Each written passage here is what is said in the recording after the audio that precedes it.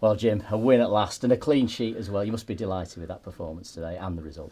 Yeah, it's been coming. I mean, obviously against Hull we were disappointed with the sending off and they never really gave us a chance. And then Dagenham, you could see an improvement in certain aspects, and today you could see another step up. And if we keep working towards the right direction, we made a couple of massive decisions today, and I think they paid off for us, because if you look at the team sheet, we kind of went back to the players that served us well. I've written that down. Sam Walker, Sam Minion, Elliot Oswald. It's almost like the promotion when team. you're putting the team down, it's 1, 2, 3, 5, 6, 7, 8, 10. Yeah. And then you look at the next three numbers and the league players. Yeah. And I think the three league players showed their quality today, but the lads also showed why they've got us on this journey, and they got us out of the league last year, and they got us into this position in the league. And you know, it's been a tough time for everybody. I mean, it's sometimes you have these, storming, norming, forming, performing kind of cliches, but we definitely went through a real storming stage where players went, players came, and there was an element of chaos and insecurity, and which is, as I alluded to my piece about Liam, there's a massive amount of work to be done during this transition. But today we look at a team that was a great blend of the players that took us on this journey and the players that are going to take us to the next journey. It was exciting as well to see Liam Hogan scoring on his debut at the Cheadle end, and as you say, you mentioned in your piece his qualities, but I think you reinforced those qualities today, didn't you? Yeah, no, again, it's tough for young Festus, but I think that we, as I said in my piece, we've been looking for, you know, we look back to last year and we lost 4 players, and perhaps we found it difficult to buy or pay out the money to really replace them, given our budget. But Elliot stepped up in a 10 role, and Dan Cowan started off as number 3, and Festus has grown into the Jamie Stott role. Yeah. We still had a problem on the left wing, and Tom Walker, Ben Jackson, Tom Walker, Daniel Powell, we're still filling that one. But today we've seen, if you like, us solidifying the quality within the group, and the real sign of what Simon and Mark are doing in terms of adding players that can make a difference. And if you can add a player like Liam Hogan, and then you can see that a lot of work that we do on the training ground, whether it be a corner, goal, or whether it be the structure, but sometimes big players can make a big difference. You mentioned Simon there. Tell us how that relationship is working, because I know you've worked with the director of football before. I mean, Barry Fry, I suppose, effectively was that role at Peterborough, wasn't he? How is that dynamic working? Great. I mean, I think it was slightly different with Peterborough, because I think Barry Fry had been heavily involved in the club and understood the management role. And I think that when Darren McCanty bought the football club, he wanted to keep Barry, because he felt that Barry would be a good custodian of his money and his structure, and would be a great foil for any manager that came in. He always wanted kind of young, hungry, ambitious footballing managers. And Barry was great. I mean, I remember a situation when I said, we need a slightly different dynamic up front. And he said, well, who's the best number 9 here? I said, well, we've had Liam Dickinson, gives you something. And then the next day he was there. Scored on his debut when we beat Roy Keane's Ipswich 3-1.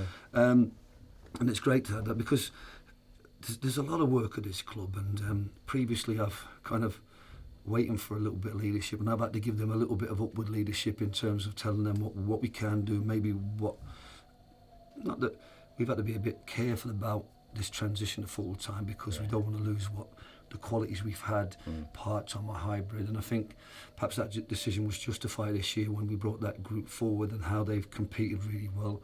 We always knew there would be a stage when maybe we'd all have to get used to a losing situation and then see how we react to that. But we've added good loans and we worked the market well, and I think now it's a slightly different dynamic. It's still very tough for a lot of our players who kind of, you know, even this week we had a couple of players who really feeling the situation and kind of concerned about their futures, and also struggling with the confidence side of it, being able to play at this level and that, And I think that it is being a massive step up, and some of them losing their confidence. They're not good enough for this level, they're not good enough to go on a journey. And I said, well, look, you keep working hard and improve. I'll keep you as part of our group, and you can come on this journey, and then you can grow into the team. But you need to keep improving. But with Simon, I think we talk nearly every day. Lots going on, a lot of work. It's not just the new players, it's retaining players, it's the staff, it's the structures, it's the training ground. And it can be overwhelming for a manager when you've got so much going on, and it's nice that, and very, very sensible and pragmatic of Mark to employ somebody who is going to overlook the strategy of the club.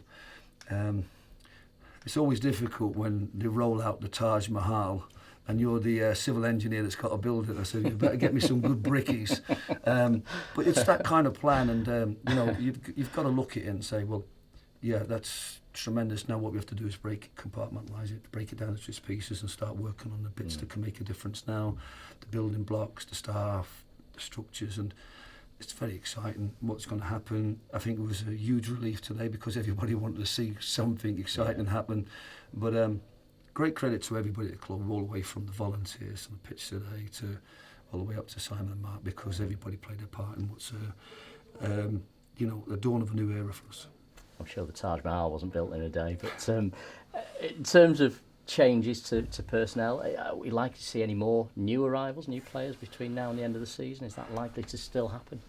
It's very difficult because it's a dynamic market. There's not many clubs looking to move people on, right.